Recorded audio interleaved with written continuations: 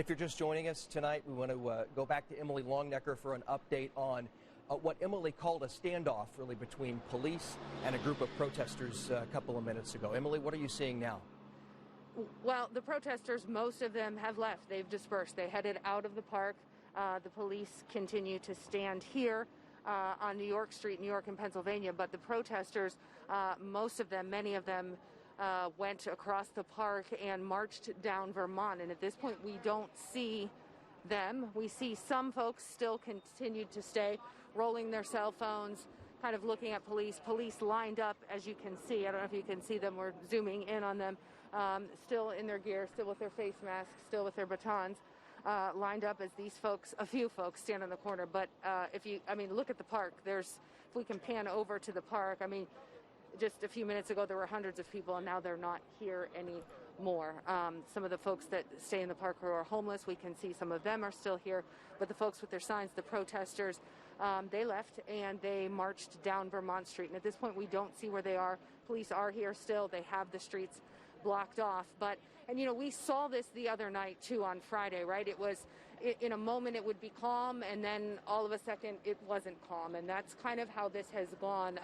The protests and some of the difficulties were nowhere and everywhere all at once, and that's what we're seeing here today. So actually, Ben, if you want to turn around, you can see here they are marching right now down New York Street. So they left the park, left this area, and went a block over, and that's where we're seeing them right now. We did see some police following them that way in some mobile vehicles, and that's the scene right now here at New York and Pennsylvania. All right, Emily Longnecker, thank you for your coverage over the last 25 minutes. I know you're going to stay downtown, staying safe, of course, and we'll check in with you in a little bit.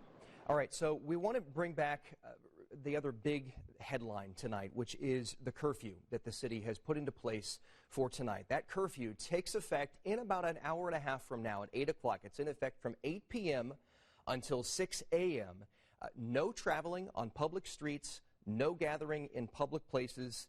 And just so you know, according to the city, violation of this curfew order is considered a Class B misdemeanor, punishable by up to 180 days in jail and fines. So police will be downtown enforcing this. Also want to go through some ramp closures that could affect your commute tomorrow. Now, because of the coronavirus and a lot of people still working from home, we're going to see lighter traffic anyway, but this still will affect some people tomorrow. So this map is on your screen as far as what these ramp closures are going to look like during the curfew. They'll open back up at 6 a.m. But overnight from 8 p.m. to 6 a.m., I-70 west to Fletcher, Ohio and Michigan, the I-65 south ramp to Fletcher, Ohio and Michigan, I-65 north to Washington Street, and I-65 north and south to MLK. All closed tonight from 8 p.m.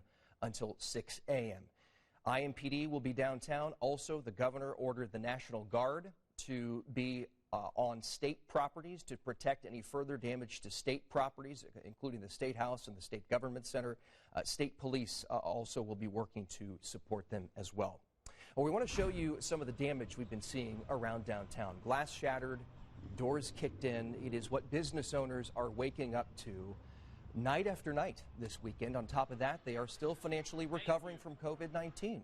It's something Tony Cinto, the owner of Cinto Shoes, is dealing with today. For the second night in a row, his store was damaged and then looted. Despite the destruction, he says he is still hopeful, though, and thankful they didn't take his most valuable possession, the photo of his father. Everything that matters is still there. We're not dead, you know. The shop is here. It's just, it's going to be okay. I think I'm going to have to probably close the month of June to just kind of get everything organized and straightened out. Tony took over his dad's business more than 30 years ago, which has been around since the 70s. He thanks his customers for getting him through this hard time. And right now his windows are boarded up like many others downtown, and he's praying tonight things will be different. We're going to continue to monitor the situation, of course, downtown tonight. Post any updates throughout the evening on WTHR.com and our WTHR app. And, of course, we will be back tonight here on Channel 13 at 11 o'clock. Until then, I'm Dustin Grove. Good night.